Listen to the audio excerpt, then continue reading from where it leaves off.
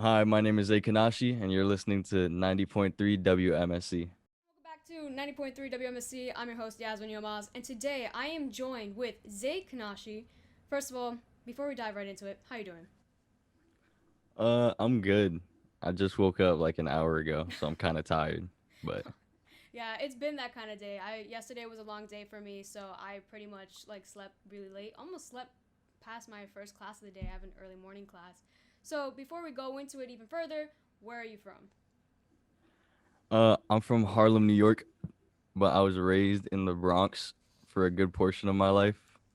So how would exactly would you describe your sound? I have no idea, and that's it's always been hard to describe my sound because I kind of just do whatever I want, and I feel like I hear a sound and I'm like, if I gravitate towards it, then I'll do it because I can make a trap metal song, then I could go and make a really pop 80s sounding song, Okay. and then I could just go and make a modern day trap song. It's like I could do really anything I want and just put my own spin on it at the end of the day. Gotcha. So it's really what you're really vibing to right at that moment. It's just what Yeah, pulls you in. exactly. Okay, no, I totally get that. So in general, who would you say influences your sound, I guess, or who do you pull inspiration from? I pull a lot of inspiration from, I guess, the SoundCloud rappers of like XXXTentacion, Trippy Red, Juice World, because their music really spoke to me at a time when I was like at my lowest. And I also just really am inspired by how they work and just their ability to be creative, and kind of like Juice World is known for his freestyles and kind of just go off the top and just be able to spit a verse whenever he has to. And so just being able to kind of like have that creativity is really inspiring for me. And when it comes to like the creativity aspect, you say that their creativity really inspires you. How would you describe your process with the creative process? I mean, you were saying that really what you're vibing to at the current moment is what pulls you into a certain project or a certain sound. So, what does it look Mhm. like your process when creating a new project or a new track? It's hard sometimes because there'll be days where I want to make a song, but I just can't. And I'm just like, if it doesn't come, it doesn't come. But a lot of the time, what ends up happening is I'll just hear a beat and I'll immediately start freestyling something, and it'll usually be the chorus, and I'll be like, oh, that sounds good. I need to, like, this is something I could keep doing this. Like, I have a song called "Let Go," which is like my biggest song, and that just came because I heard the beat and I immediately freestyled the entire song, and I left for like a few hours. I came back and I heard it, and I was like, this is a hit. Like, I need to go fix this up a bit because this is something. Yeah, and Let Go is also part of the album that you recently released, Lost in Tokyo. So, in general, how would you say was the creative process for that? Like, what inspired you to, first of all, put it together? Uh, with that album, it was weird because I wanted to. There's a track on there called "Made It Out" that was originally gonna be the single, and it was just gonna be like something I just put out for fun. And then I actually went through a breakup, and so I was going through a hard time for a really long period of time. And there was like a week period where I just didn't talk to anybody, and I was just like, I need to isolate and work on myself. And then one day I made like 6 songs, which 5 of them appear on the album. And it's just like, really, I just took everything I was feeling and I was like, I need to put this into something. And there was no like, I'm gonna make an album. There was no like, there's gonna be this album called Lost in Tokyo. There was no idea behind it. It's just like in the moment it just happened. And it was just like, this is what I was feeling. And then afterwards I was like, I could do something with all this stuff that I made, because why not? Like, why would I do all this and then just kind of sit on it? And it's like, it's pretty much like an outlet. You use this art form to kind of express how you were feeling. Yeah, So, exactly. with the title Lost in Tokyo, what was your inspiration behind that name? Uh So with the inspiration behind that name, I've kind of always been influenced by Japanese culture, and I like anime, and that's something I've tried to learn Japanese at some point, but it was too hard, so I just gave up on that. But I would also like to just go to Japan and learn more about the culture in general. And so my name is even like Kanashi is Japanese for sad, because when I first was making music, my thing was like a lot of the songs that I made, like all pretty much all of my earlier music and is just like sad sounding music, and I was like, I'm kind of just gonna be on the emo rap lane for the majority of it, and like I'm breaking out of that now, but still, it's kind of like that was a part of my branding.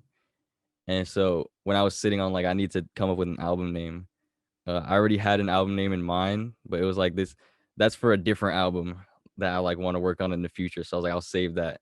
I was like, I need to come up with something. And I was like, I'm inspired by Japanese culture, and I'm kind of going through a hard time, and it's kind of like I'm lost in my own mind per se. And it's like since my mind is kind of inspired by Japanese culture, it's just like I'm lost in Tokyo. Tokyo is kind of just like representative of a place that's like this is just like your mind, anybody's mind. It's like being stuck in your own head and not knowing where to go, and you just feel kind of lost. But that's why throughout all the music, it's just like kind of an outlet of like this is how I'm gonna let it out, and this is how I'm gonna try to find purpose or find meaning. You were saying that you were trying to branch out from the certain genres that you was thinking to. What kind of genres are you trying to proceed to or get into in the future? I don't know specifically. I know obviously I wanna branch out from the emo trap sound, melodic sound, because I feel like I haven't perfected it because I'm still early on in this music career. So it's really like I can't say I perfected anything, but I think that I have a good enough idea of like how to make that kind of song where it just kind of comes more natural than everything else. So I want to branch out. Uh, like I said, I did a trap metal type of song called Bank, where it's like I just wanted to kind of just have a bunch of energy and just start screaming, go crazy, have something that people could just like get really hyped to. Uh, I've been working more on trying to hone in like a hyper pop sound because I feel like that's really just like it's a fun sound, and it just sounds enjoyable and it's fun to make. And I don't listen to hyper pop music like that. So it's like I don't have this preconceived notion of like, oh, this is what I'm supposed to sound like when I make these songs. Because if I make an emo song, I'm kind of thinking like, oh, Juice World might do this, Trippie Redd might do this. This might be a little fun thing. But if I make a hyper pop song, I don't know what those artists sound like. So it's kind of like just taking what I know about music in general and just being like, I'm just gonna put whatever I feel like over this kind of beat and just do whatever I have to do and whatever feels right. Yeah, so when I was listening to the album, a lot of it, like you were saying, it plays around with different like genres, different subgenres. And you were saying that a lot of these songs and a lot of your creative process of what comes to you. So about how long in general did it take to create this piece, to create this album? I like to analyze that on my own time because I really like having like a specific like when I tell people like I made this in this amount of time. But it's like it's hard to do that because I always bring up Juice WRLD, but for example, Juice WRLD he said that he made his album Death Race for Love in 4 days, but one of the songs was made in like 2018. So it's like those weren't 4 consecutive days. It's like overall 4 days. And songs like Made It Out, I made that in January, and then a majority of the album was made this month, all in like some in one day, and then other songs I just kind of like made over the course of a few days. But I think overall, I would say the album was about made in probably like 2 or 3 days, and then obviously I go back every once in a while and like we'll readjust some things. Like the Nevermore has 13 versions. I like kept going back and every day I'm like, let me take this out, let me change this, let me do that. But I made that song in like an hour. So it's like it took about 2 to 3 days overall to complete, but it's like I'll sometimes go back over the course of like a month and just change like a tiny thing that takes like a minute to change. No, 100%. And my question is like, how did you manage, for example, creating your music and then also in school? So how did you balance that? uh yeah, school's not going too Oh, well. I ended up dropping a class completely mm, because it was too much. yeah. And yeah, luckily like the classes I have, two of them are like kind of I can skate by in, and one of them's just like really it's the cinema production class because I came to college for film. I didn't come for music. Music is just like a thing that I just do on the side and do for fun. And I'm kind of just starting to take like a little more serious now. Like for the past year, I've just been making music. Just like I don't care if this gets attention. I don't really care, and I still don't care if it gets like super big attention. But it's like more now. I'm focused on. All right, let me try to promote it a little bit more. Let me try to put this out there. But with school, it's just like I try to put that to the side uh, as healthily as I can because obviously I still got to focus on school and I still got to do what I have to do to stay here and have that like backup plan. But I'd say I'm kind of just skating by. I'm not necessarily doing that good. I'm not doing terrible, luckily. But it's kind of like that's just also just on the back burner. You said that you're a film major. Is there any way that you're looking to incorporate your skill sets with film, like creating a music video for your music? What are some like projects that you were trying to mix with both mediums? I definitely have the ideas for music videos, and like I'll talk to my friends, and then we'll like brainstorm like ideas for like, oh, we could have a music video for this song, or like we could do that, or we could do this. But I think the most immediate thing that I could think of is I have a final project coming up for a cinema class, and it's like my brain was like, I just released this album. I'm kind of still thinking about music stuff, so why not make like a little short film that goes together with the album and tells the story that the album's trying to tell, and then kind of like kill two birds with one stone, and just kind of do something for school, but at the same time, I'm doing something that's for the music and kind of like just pushing those two things together and trying to blend as much as I can. So the next section of the interview, I call it vibe check. Pretty much the listeners get to relate to the artist. It's like a speed round. So I'm gonna ask you a couple Okay. questions, and whatever's the first to come to mind, that's your answer. So first one, what concert or any artist that you're trying to see perform are you trying to go to after this pandemic ends? Trippy Red.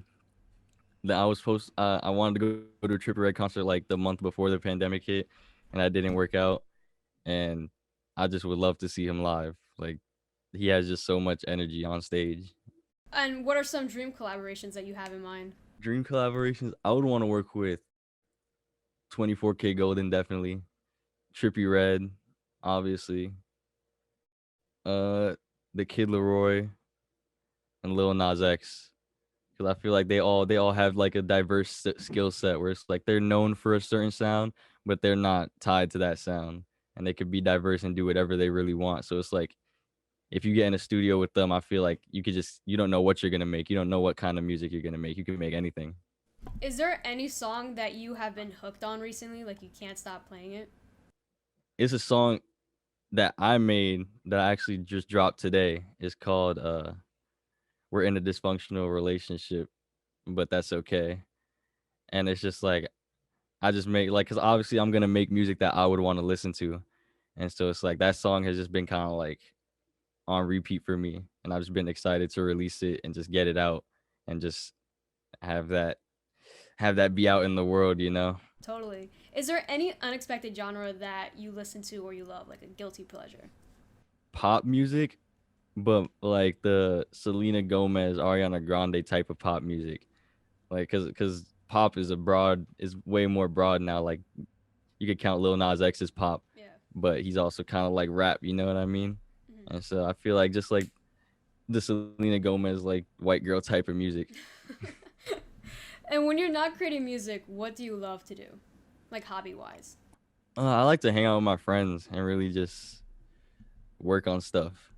Like work on film stuff, photography stuff, just like anything, kind of just having a bunch of like-minded people around me that I connect to, and just like not even if we're not working, we're just hanging out, just having like that kind of energy and that kind of vibe to be around. It's really just like comforting. And you mentioned before that you love anime. What is like a highly recommended anime like you suggest people to watch, whether it's a TV show or a movie? Oh God, That's a hard one because there's a lot of good ones. yeah. I would say Assassination Classroom. Okay. That's probably my favorite anime. As you said earlier, you just released a single today, a bonus track aside from the album. I hmm definitely want to keep up with that. So where can we stay posted for any of your future work? You can follow me on Instagram at Jose Third Gen, or you could follow my SoundCloud, which is just Zay Kanashi. And yeah, that's pretty much it. All right, awesome. Well, thank you again for joining in for this interview. It was a pleasure interviewing, and I Yeah, look thank forward you for to having me.